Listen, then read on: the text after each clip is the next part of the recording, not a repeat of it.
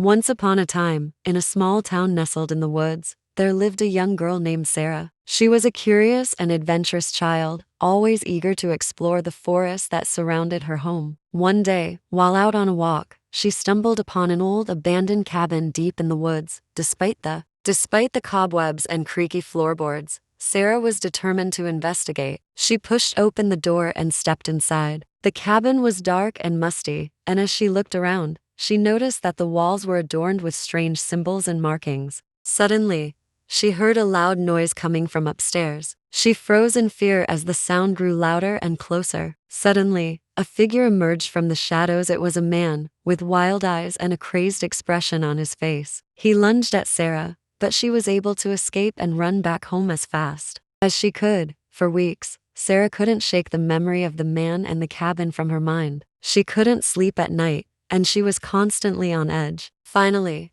she decided to tell her parents what had happened.